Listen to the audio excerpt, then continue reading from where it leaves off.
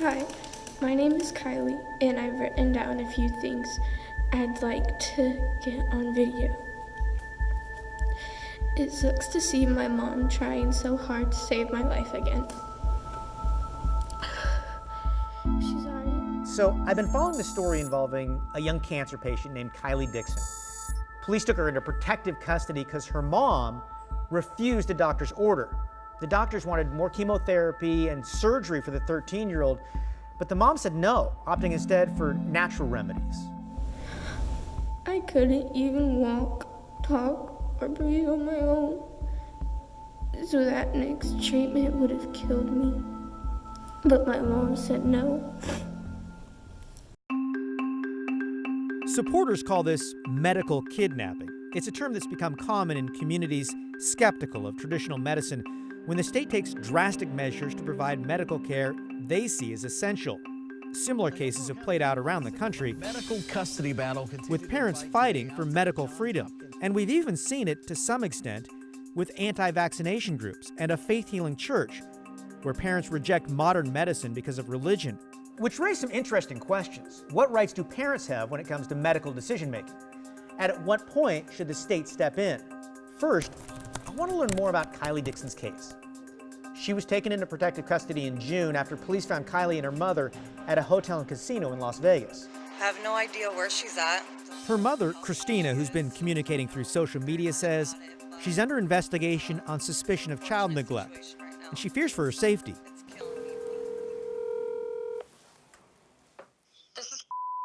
Hey, it's Kyle Aboshi with KGW. A source helps us connect. We're really anxious to talk to her, so thanks for helping to set this up. Yeah, no problem. Okay, we'll see you tomorrow. Okay, good. Bye. Bye.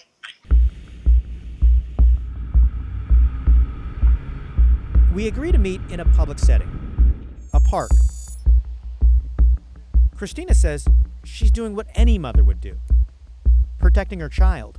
The only reason why I'm in this position is because I stood up for my daughter's life when she was on her last breath.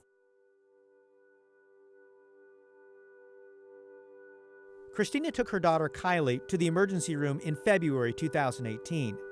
Doctors determined she had a mass inside her liver. Christina agonized as her daughter went through chemotherapy and other procedures. I don't know. The best way I can describe it, it felt like my kid was on death row every single time, and you sit there and you watch those bags go in and you literally feel your kid's life getting taken away.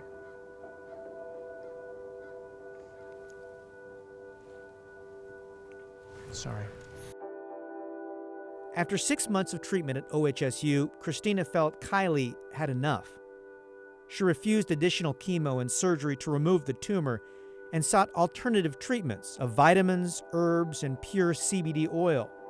And Christina says it worked. My daughter's cancer has not spread, and no, she hasn't had chemotherapy or any other treatments for the last 11 months, and she is thriving, surviving, and doing better than ever. The Department of Human Services couldn't provide details about why it intervened, but in court records, the state argued Kylee Dixon is in danger because her mother withdrew from treatment against medical advice. The state claimed CBD oil alone is not a medically recognized way to fight cancer, and without further treatment, this child will die of the disease. In legal terms, the state claims the mother has neglected child's medical needs, which creates a risk of harm to the child. Because I was neglecting to take care of her. Were you neglecting to take care of her? Absolutely not. I was doing the exact opposite. Christina has hired a lawyer in hopes of getting her daughter back. I'm literally getting punished for saving my daughter's life, and I can't find the frickin' crime in that part of it whatsoever. I just can't.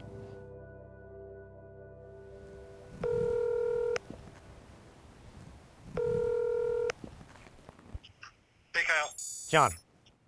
Hey, so we talked to this mom, Christina, and she's got a really, it's an interesting story. It's not like she's sitting back watching her child die. She says she just doesn't agree with the doctors, so she's seeking alternative treatment. Right. She recognizes her daughter needs some type of intervention. She just disagrees that like traditional medicine is the path she should take. Right. So the question now is, where do we go from here? Yeah, I think we need to look at where does the legal authority from the state come from?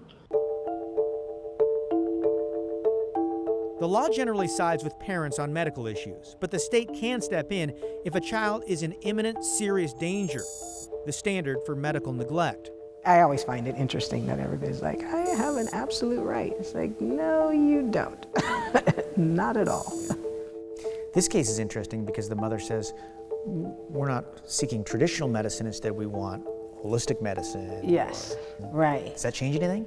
Oh, yes. And so the cases where they say the state can step in, the state has to prove that what they want will in fact help the child, right? And doesn't carry a significant risk for the child. The question that will probably be debated is the nature of the alternative care. So if the mother says, I believe in alternative care, and the alternative care is giving the child a teaspoon of sugar every day, the court will say, no, that's just like no care. So how are these cases being resolved? Hi there, Dr. Kaplan. Thanks for joining us. No problem. Let me begin with the basic question. What are parents' rights regarding a child's medical treatment? So parents have the right, presumably, to control the care of their child, but there are limits. It doesn't sound like it's a black and white issue. Not a black and white issue at all. It depends a little bit, for example, on what is the treatment. If you have something proven and established, insulin for diabetes, some sort of antibiotic for meningitis, and a parent is saying no, then they're not going to retain authority. How about holistic medicine? So if a child has, let's say, a cancer, and there are established treatments that we know the outcomes for, that is 60-70% of children are expected to survive a minimum of 5 years, and you say you want to pursue alternative medicine or holistic medicine, doctors can go to court and they will win because the parents are not allowed to sacrifice their child for unusual or, let's call them, outside the mainstream beliefs.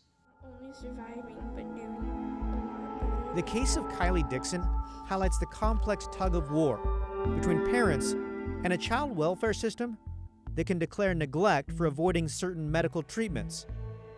These cases are complicated and often involve drawn-out courtroom battles. Meanwhile, in the middle of it all, I just don't understand this, and I'm begging you to please help me. Help me have a normal life. This could be your daughter, and all I'm asking is for somebody to help my mom. Thank you so much, and have a blessed day.